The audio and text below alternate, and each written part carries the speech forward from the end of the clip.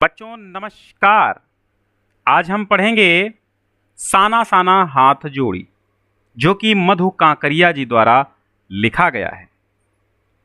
पाठ की रूपरेखा कुछ इस प्रकार है कि लेखिका द्वारा महानगरों की भाव शून्यता, भागम भाग, यंत्रवत जीवन की ऊब से बचने के लिए दूरस्थ स्थानों की यात्रा की गई। यानी बहुत दूर तक लेखिका ने यात्रा की। इन्हीं यात्राओं के दौरान लेखिका को देश की विभिन्न कल्चर्स यानी विभिन्न संस्कृतियों और मनुष्यों और स्थानों को पहचानने और मिलने का अवसर मिला। इन अनुभवों को उन्होंने अपने एक यात्रा वृत्तांत में स्थान दिया।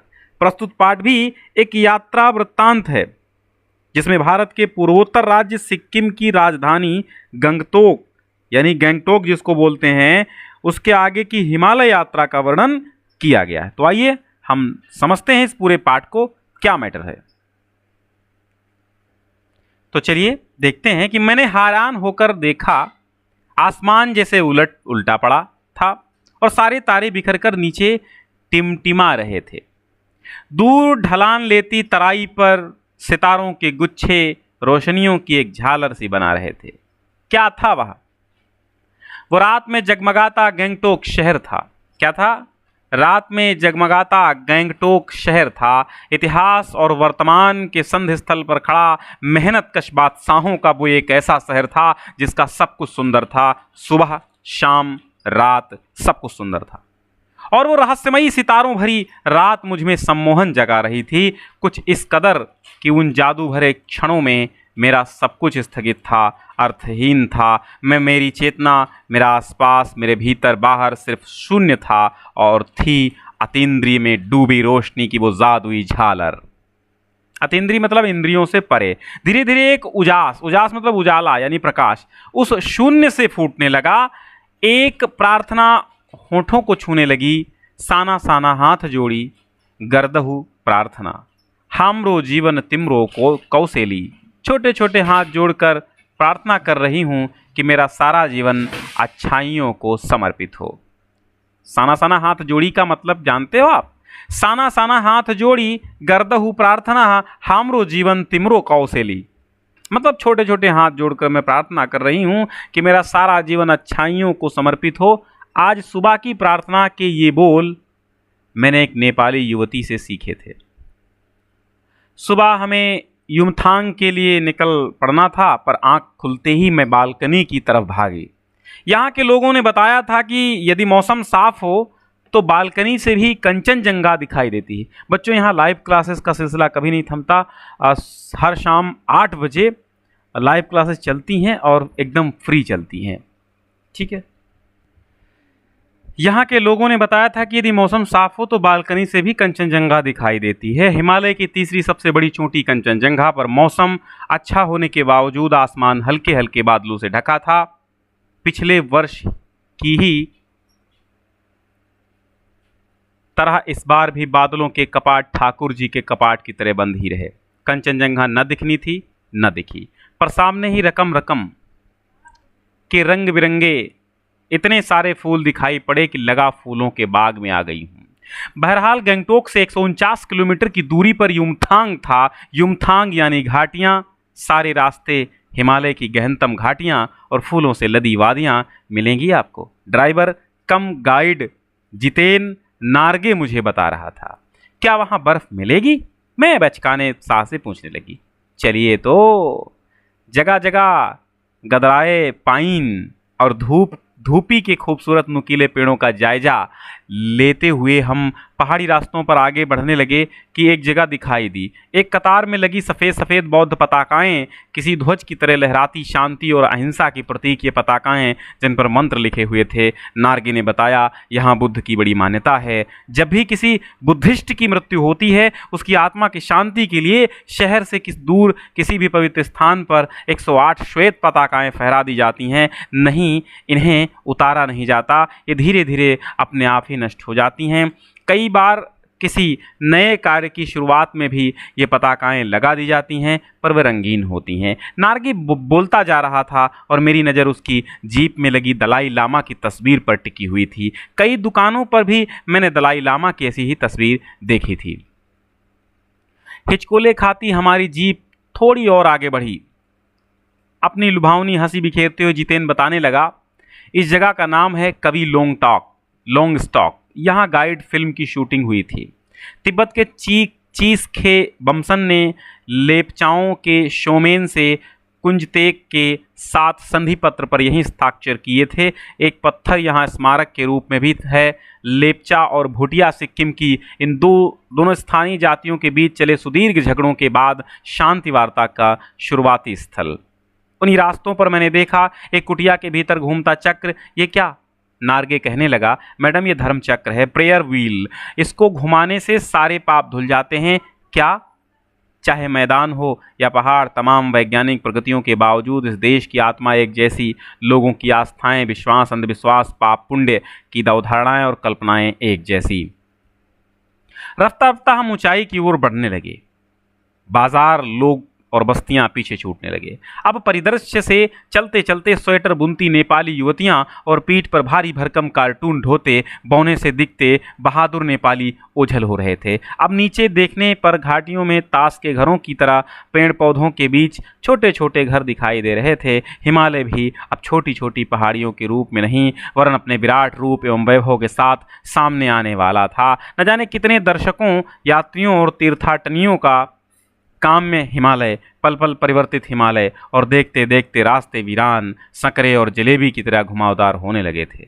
हिमालय बड़ा होते होते विशालकाय होने लगा। घटाएं गहराती गहराती पाताल नापने लगीं, वादियां चौड़ी होने लगीं, बीच बीच में करिश्मे की तरह रंग बिरंगे फूल शिद्दत से मुस्कराने लगे। उन भीमकाय पर्वतों के बीच और घाटियों के ऊपर बने सकरे कच्चे पक्के रास्तों से गुजरते यूं लग रहा था जैसे हम किसी सघन हरियाली वाली गुफा के बीच हिचकोले खाते निकल रहे हैं।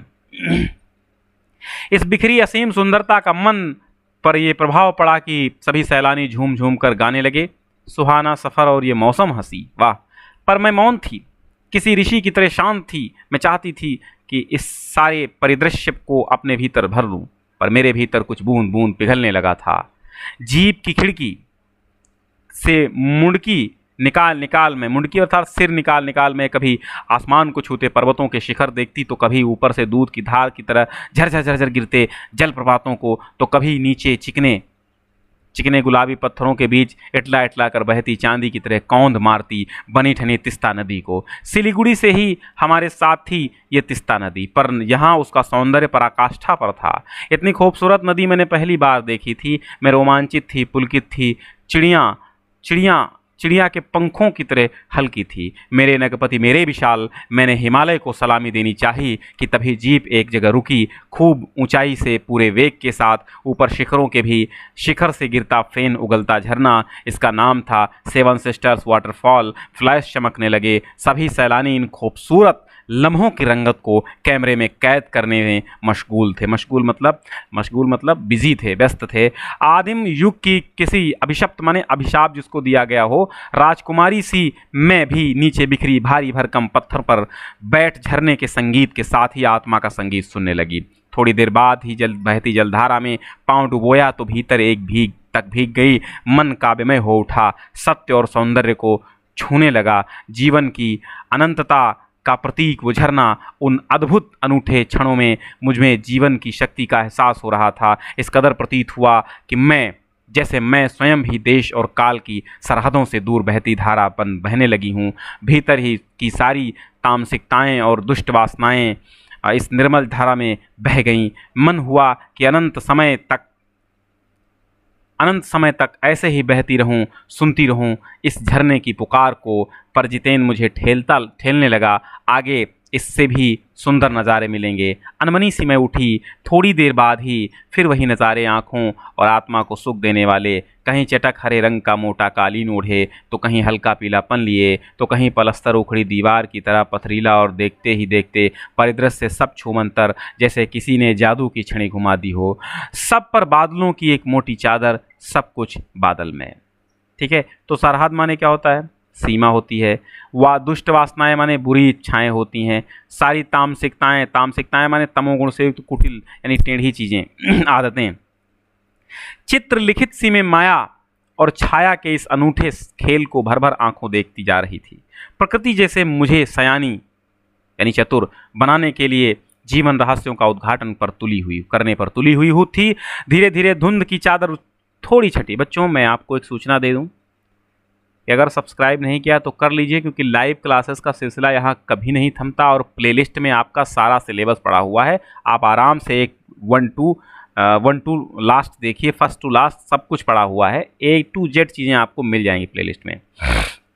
धीरे धीरे धुंध की चादर थोड़ी छटी। अब वहाँ पहाड़ नहीं, 2 विपरीत दिशाओं से आते छाया पहाड़ थे, और थोड़ी देर बाद ही वे छाया पहाड़ अपने श्रेष्ठतम रूप में मेरे सामने थे। जीभ थोड़ी देर के लिए रुकवा दी गई थी। मैंने गर्दन घुमाई, सब वो जैसे जन्नत बिखरी पड़ी थी। जन्नत मतलब स्वर्ग होता है। नज़रों के छोर तक खूबसूरती ही खूबसूरती अपने को निरंतर दे देने की अनुभूति कराते पर्वत, झरने, फूलों, घाटियों और वादियों के दुर्लभ नज़ारे। वहीं कहीं लिखा था थिंक ग्रीन। आश्चर्य, पल भर में ब्रह्मांड में कितना कुछ घटित हो रहा था। सतत प्रवाहमान झरने, नीचे वेग से बहती तिस्ता नदी, सामने उठती धुंध, ऊपर मंडराते आवारा बादल, मध्यम मध्यम हवा में हिलोरे लेते प्रियोता और रोडोडेंड्रो के फूल, सब अपनी अपनी लय तान और प्रवाह में बहते हुए चरैवेति और चरैवेति। देखिए चरैवेति यहाँ पर है, नहीं चलना हमारा काम है। और समय के इसी सतत प्रवाहमान में तिनके सा बढ़ता हमारा वजूद माने अस्तित्व। पहली बार एहसास हुआ जीवन का आनंद है यही चलायमान सौंदर्य। संपूर्णता के उन क्षणों में मन इस बिखरे सौंदर्य से इस कदर एकात्म हो रहा था कि भीतर बाहर की रेखा मिट गई थी। आत्मा की सारी खिड़कियां खुलने लगी थीं। मैं सचमुच ईश्वर के निकट थी। सुबह सीखी प्रार्थना फिर होठों को छूने लगी थी। साना साना हाथ जोड़ी कि तभी वो अतीन्द्रिय संसार खंड खंड हो गया। वो महाभाव सूखी टहनी सा टूट गया। दरअसल मंत्रमुग्ध सी मैं तंद्रिल अवस्था में ही थोड़ी दूर तक निकल आई थी कि अचानक पांवों पर ब्रेक सी लगी, जैसे समाधिस्थ भाव में नृत्य करती किसी आत्मलीन नृत्यांगना के नूपुर अर्थात घुंघरू अचानक टूट गए हों। मैंने देखा इस अद्वितीय सौंदर्य से निरपेक्ष कुछ पहाड़ी औरतें पत्थरों पर बैठी पत्थर तोड़ रही थीं। गुथे आटे सी कोमल काया पर हाथों में कुदाल और हथौड़े, कईयों की पीठ पर बंधी डीको, बड़ी गठरी टोकरी में उनके बच्चे भी बंधे हुए थे। कुछ कुदाल को भरपूर ताकत के साथ जमीन पर मार रही थीं। इतने स्वर्गीय सौंदर्य, नदी, फूलों, वादियों और झरनों के बीच भूख, मौत, दैन्य और जिंदा रहने की ये जंग, मातृत्व और श्रम साधना साथ साथ। वहीं पर खड़े BRO बोर्ड रोड ऑर्गेनाइजेशन के एक कर्मचारी ने मुझसे पूछा मैंने ये क्या हो रहा है, तो उसने चुहलबाजी के अंदाज में बताया कि जिन रास्तों से गुजरते हुए आप हिम शिखरों से टक्कर लेने जा रही हैं, उन्हीं रास्तों को ये पहाड़ियाँ चौड़ा बना रही हैं। बड़ा खतरनाक कार्य होगा ये। मेरे मुंह से अकस्मात निकला। वो संजीदा हो गया, कहने लगा संजीदा मतलब गंभीर, पिछले महीने तो एक की जान भी चली गई थी। बड़ा दुस्साध्य कार्य है पहाड़ों पर रास्ता बनाना। पहले डायनामाइट से चट्टानों को उड़ा दिया जाता है, फिर बड़े बड़े पत्थरों को तोड़ मरोड़ कर एक आकार के छोटे छोटे पत्थरों में बदला जाता है। फिर बड़े से जाले में उन्हें लंबी पट्टी को की तरह बिठाकर कटे रास्तों पर बाड़े की तरह लगाया जाता है। जरा सी चूक और सीधा पाताल प्रवेश। और तभी मुझे ध्यान आया, इन्हीं रास्तों पर एक जगह सिक्किम सरकार का बोर्ड था, जिस पर बड़े बड़े अक्षरों में लिखा था, ever wondered who defied death to build these roads. आप तज्जुब करें पर इन रास्तों को बनाने में लोगों ने मौत को झुठलाया है। एकाएक मेरा मानसिक चैनल बदला, मन पीछे घूम गया। इसी प्रकार एक बार पलामू और गुमला के जंगलों में देखा था। पीठ पर बच्चे को कपड़े से बांधकर पत्तों की तलाश में वन वन डोलती आदिवासी युवतियां, उन आदिवासी युवतियों के फूले हुए पांव और इन पत्थर तोड़ती पहाड़ियों के हाथों में पड़े ठाटे मतलब एक प्रकार से जख्म टाइप हो जाते हैं, फिर वो सूख जाते हैं, उनको ठाटे बोलते हैं, यानी कड़ी खाल। एक ही कहानी कह रहे थे कि आम जिंदगियों की कहानी हर जगह एक सी है कि सारी मलाई एक तरफ, सारे आंसू, अभाव और यातना और वंचना एक तरफ।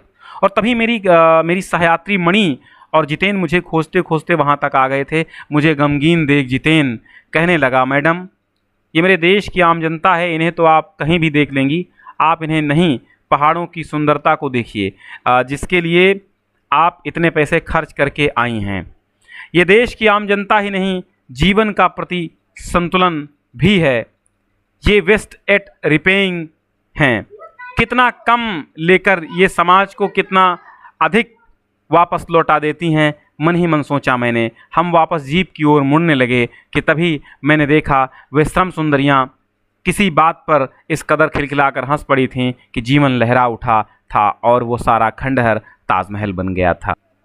हम लगातार ऊंचाइयों पर चढ़ते जा रहे थे। जितेन बता रहा था, अब हम हर मोड़ पर हेयर पिन बेंट लेंगे और तेजी से ऊंचाई पर चढ़ते जाएंगे। हेयर पिन बेंट के ठीक पहले एक पड़ाव पर देखा 7-8 वर्ष की उम्र के ढेर सारे पहाड़ी बच्चे स्कूल से लौट रहे थे और हमसे लिफ्ट मांग रहे थे। जितेन ने बताया कि हर दिन 3-3.5 किलोमीटर की पहाड़ी चढ़ाई चढ़कर ये बच्चे स्कूल जाते हैं। क्या स्कूली बस नहीं? मणि के पूछने पर जितेन हंस पड़ा। मैडम, ये मैदानी नहीं पहाड़ी इलाका है। मैदान की तरह यहाँ कोई भी आपको चिकना वर्बीला नहीं मिलेगा। यहाँ जीवन कठोर है। नीचे तराई में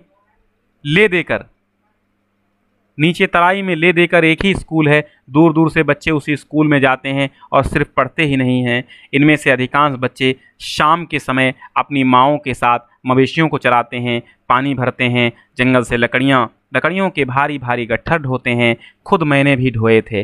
खतरा अब धीरे धीरे बढ़ने लगा था। रास्ते और भी संकरे होते जा रहे थे। कई बार लगता जैसे रास्तों को इंच टेप से नापकर एक जीप जितना ही चौड़ा बनाया गया है कि ज़रा भी संतुलन बिगड़े, इंच भर भी जीप इधर उधर खिसके तो हम सीधे घाटियों में। इन रास्तों पर जगह जगह लिखी चेतावनियां भी हमें खतरों के प्रति सजग कर रही थीं। सामने ही लिखा था, धीरे चलाएं, घर में बच्चे आपका इंतज़ार कर रहे हैं। थोड़ा आगे और बढ़े कि फिर एक चेतावनी, we care man eater around. पर हमें नरभक्षी जानवर नहीं, दूध देने वाले याक दिखे। काले काले ढेर सारे याक। पहाड़ों पर गिरती बर्फ से प्राकृतिक ढंग से रक्षा करने वाले घने घने बालों वाले याक। सूरज ढलने लगा था। हमने देखा कुछ पहाड़ी औरतें गायों को चराकर वापस लौट रही थीं। कुछ के सिर पर लकड़ियों के भारी भरकम गट्ठर थे। ऊपर आसमान फिर धुंध और बादलों से घिरा हुआ था। उतरती संध्या में जीप अब चाय के बागानों से गुजर रही थी कि फिर एक दृश्य ने मुझे खींचा।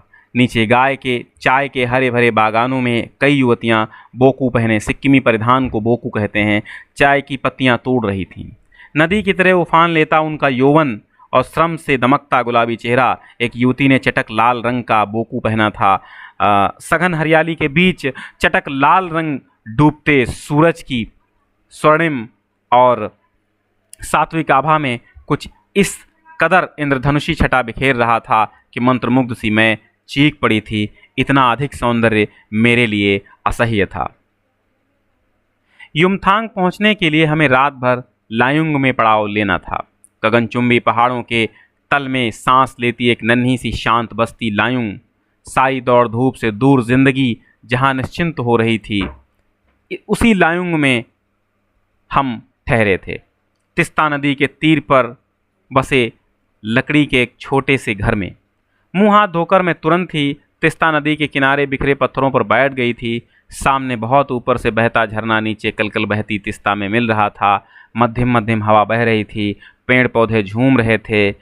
गहरे बादलों की परत ने चांद को ढक रखा था। बाहर परिंदे और लोग अपने घरों को लौट रहे थे।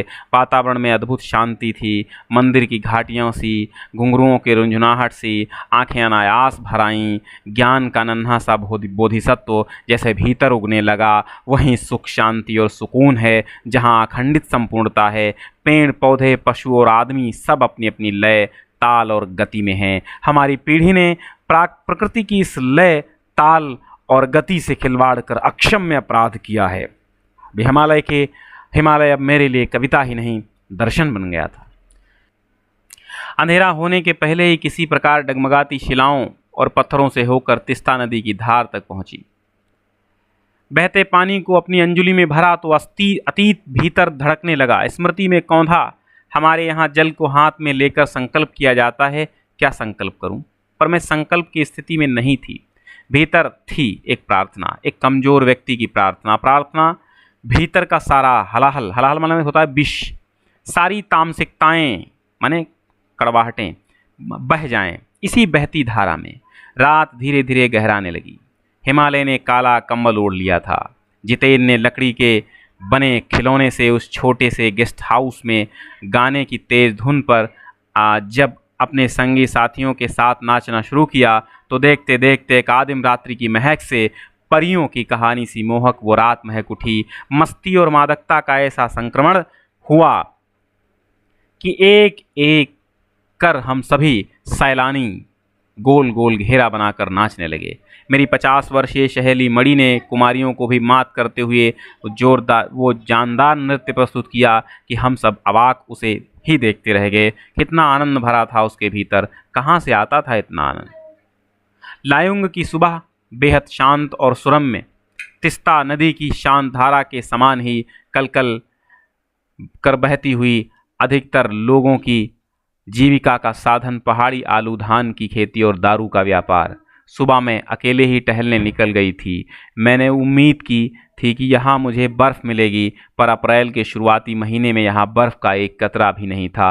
यद्यपि हम सी लेवल से 14,000 फीट की ऊंचाई पर थे, मैं बर्फ़ देखने के लिए बेचैन थी। हम मैदानों से आए लोगों के लिए बर्फ़ से ढके पहाड़ किसी जन्नत से कम नहीं होते। वहीं पर घूमते हुए एक सिक्किमी नवयुवक ने मुझे बताया कि प्रदूषण के चलते स्नोफॉल लगातार कम होती जा रही है, पर यदि मैं कटाओ चली जाऊं तो मुझे वहां शर्तिया बर्फ़ मिल जाएगी। कटाओ यानी भारत का स्विट्ज़रलैंड। कटाओ जो कि अभी तक टूरिस्ट स्पॉट नहीं बनने के कारण सुर्खियों में नहीं आया था और अपने प्राकृतिक स्वरूप में था। कटाओ जो लायुंग से 500 फीट ऊंचाई पर था और करीब 2 घंटे का सफ़र था। वो नवयुवक मुझसे बतिया रहा था और उसकी घरवाली अपने छोटे से लड़की के घर लकड़ी के घर के बाहर में उत्सुकतापूर्वक देख रही थी कि तभी गाय ने आकर बाहर थैले में रखा उसका महुआ गुटुप कर लिया था। मीठी छिड़कियां देकर उसने गाय को भगा दिया था। उम्मीद, आवेश और उत्तेजना के साथ अब हमारा सफ़र कटाओ की ओर। कटाओ का रास्ता और ख़तरनाक था और उस पर धुंध और बारिश। जितेन लगभग अंदाज से गाड़ी चला रहा था। पहाड़, पेड़, आकाश, घाटियां, सब बादलों की रात परत, सब कुछ बादल में बादलों को चीर कर निकलती हमारी जीप खतरनाक रास्तों के एहसास ने हमें मौन कर दिया था। और उस पर बारिश, एक चूक और सब खलास। सांस रोके हम धुंध और फिसलन भरे रास्ते पर संभल संभल कर आगे बढ़ती जीप को देख रहे थे। हमारी सांस लेने की आवाज़ों के सिवाय आसपास जीवन का कोई पता नहीं था। फिर नज़र पड़ी बड़े बड़े शब्दों में लिखी एक चेतावनी पर, if you are married divorce speed. थोड़ी ही दूर आगे बढ़े कि फिर एक चेतावनी, दुर्घटना से देर भली सावधानी से मौत टली। करीब आधे रास्ते बाद धुंध छटी और साथ ही सृष्टि और हमारे बीच फैला सन्नाटा भी हटा। नार्गे उत्साहित होकर कहने लगा, कटाओ हिंदुस्तान का स्विट्जरलैंड है। मेरी सहेली मणि स्विट्जरलैंड घूम आई थी। उसने तुरंत प्रतिवाद किया, नहीं, स्विट्जरलैंड भी इतनी ऊंचाई पर नहीं है और नहीं इतना सुंदर है। हम कटाओ के करीब आ रहे थे क्योंकि दूर से ही बर्फ़ से ढके पहाड़ दिखने लगे थे। पास में जो पर्वत थे वे आधे हरे काले दिख रहे थे।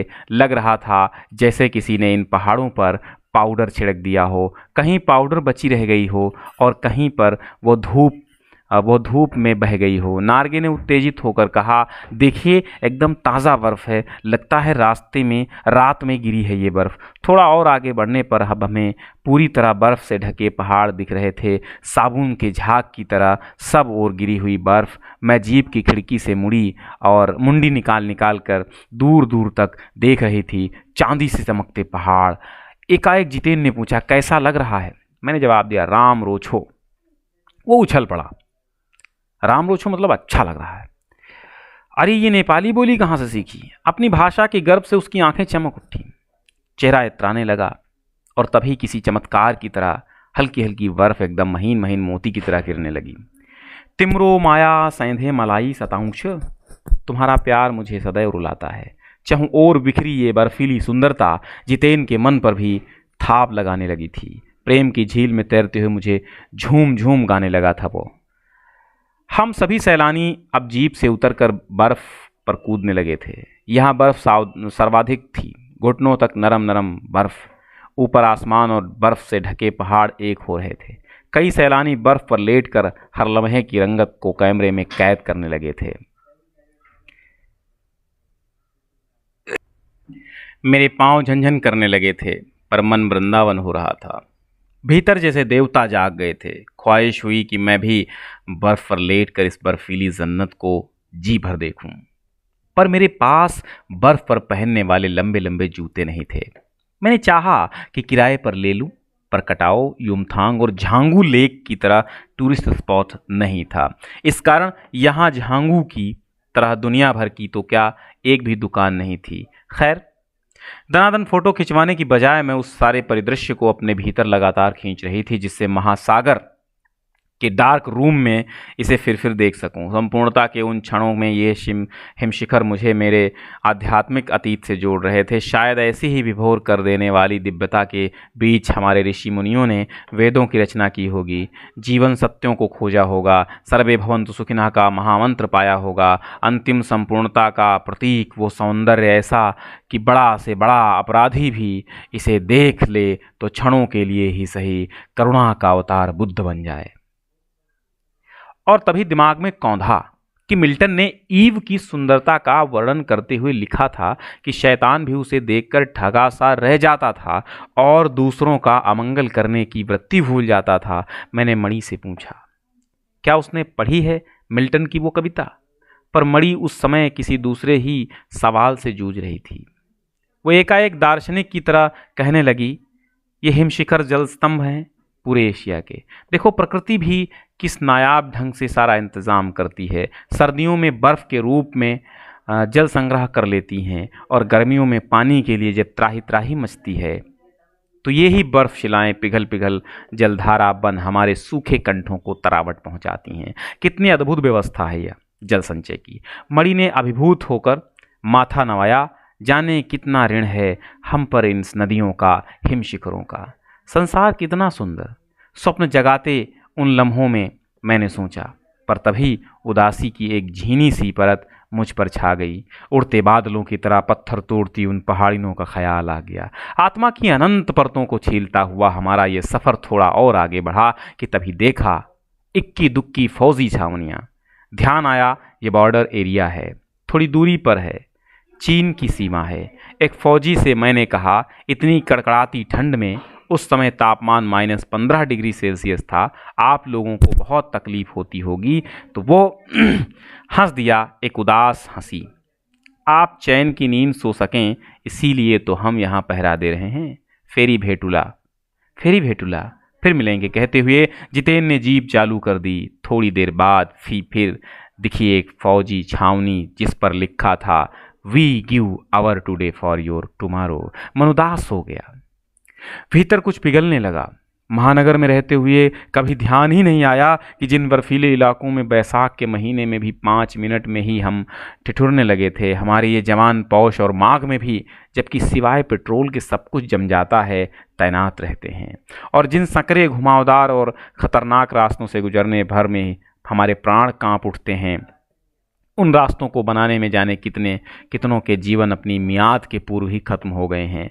मेरे लिए ये यात्रा सचमुच ही एक खोज यात्रा थी। पूरा सफ़र चेतना और अंतरात्मा में हलचल मचाने वाला था। बहरहाल अब हम लायुंग वापस लौटकर फिर युमथांग की ओर। जितेन कुछ दिन पूर्व ही नेपाल से ताज़ा आया था।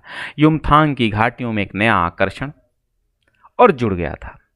और कौन सा जुड़ा था? ढेरों ढेर प्रियोता और रोडोडेंड्रो के फूल। जितेन बताने लगा, आप बस 15 दिनों में ही देखिएगा, पूरी घाटी फूलों से इस कदर भर जाएगी कि लगेगा फूलों की सेज रखी हुई।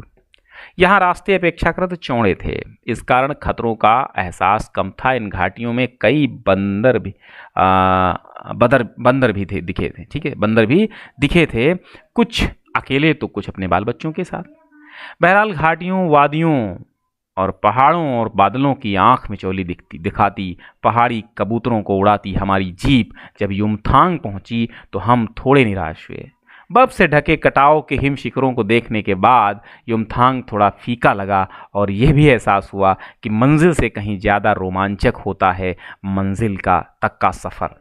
बहरहाल युमथांग में चिप्स बेचती एक सिक्किमी युवती से मैंने पूछा, क्या तुम सिक्किमी हो? नहीं, मैं इंडियन हूँ, उसने जवाब दिया। सुनकर बहुत अच्छा लगा। सिक्किम के लोग भारत में मिलकर बहुत खुश हैं। जब सिक्किम स्वतंत्र रजवाड़ा था तब टूरिस्ट उद्योग इतना नहीं फला फूला था। हर एक सिक्किमी भारतीय आबो हवा में इस कदर घुल मिल गया है कि लगता ही नहीं कभी सिक्किम भारत में नहीं था। जीप में बैठने को हुए कि एक पहाड़ी कुत्ते ने रास्ता काट दिया। मणि ने बताया, ये पहाड़ी कुत्ते हैं, ये भौंकते नहीं हैं, ये सिर्फ चांदनी रात में ही भौंकते हैं। क्या विस्मय और अविश्वास से मैं उसे सुनती रही। क्या समुद्र की तरह कुत्तों पर भी पूर्णिमा का चांदनी कामनाओं का ज्वार भाटा जगाती है? खैर, लौटती यात्रा में जीप में भी जितेन हमें रकम रकम की जानकारियां देता रहा। मैडम, यहाँ एक पत्थर है जिस पर गुरु नानक के फुटप्रिंट हैं। कहते हैं यहाँ गुरु नानक की थाली से थोड़े से चावल छिटक कर बाहर गिर गए थे। जिस जगह चावल छिटक कर गिर गए थे वहाँ चावल की खेती होती है। करीब 3-4 किलोमीटर बाद ही उसने फिर उंगली उठा दिखाई। मैडम, इसे खेदुम कहते हैं। ये पूरा लगभग 1 किलोमीटर का एरिया है। यहाँ देवी देवताओं का निवास है। यहाँ जो गंदगी फैलाएगा वो मर जाएगा। तुम लोग पहाड़ों पर गंदगी नहीं फैलाते? उसने जीभ निकालते हुए कहा। नहीं मैडम, पहाड़, नदी, झरने, हम इनकी पूजा करते हैं। इन्हें गंदा करके करेंगे तो हम मर जाएंगे। तभी गंगटोक इतना सुंदर है। मैंने कहा, गंगटोक नहीं मैडम, गंतोक कहिए। इसका असली नाम गंतोक है। गंतोक का मतलब है पहाड़। मैं कुछ पूछती कि वो फिर चालू हो गया। मैडम, युमथांग भी पहले टूरिस्ट स्पॉट नहीं था। ये तो सिक्किम जब भारत में मिला उसके भी कई वर्षों बाद भारतीय आर्मी के कप्तान शेखर दत्ता के दिमाग में आया कि यहाँ सिर्फ फौजियों को रखकर क्या होगा, घाटियों के बीच रास्ते निकाल कर इसे टूरिस्ट स्पॉट बनाया जा सकता है। आप देखिए, अभी भी रास्ते बन रहे हैं। हाँ, रास्ते अभी भी बन रहे हैं। नए नए स्थानों की खोज अभी भी जारी है। शायद मनुष्य की इसी असमाप्त खोज का नाम सौंदर्य है। मन ही मन में कहती हूँ, जीप आगे बढ़ने लगती है। तो बच्चों, ये था साना साना हाथ जोड़ी मधु कांकरिया जी का यात्रा वृत्तांत का थोड़ा सा अंश। तो हम आगे आपको इसका बताएंगे सारांश। तो बने रहिए हमारे साथ। ज्ञान सिंधु कोचिंग क्लासेस पर जुड़ने के लिए आप सभी को बहुत बहुत धन्यवाद है। नमस्कार, गुड इवनिंग, गुड नाइट।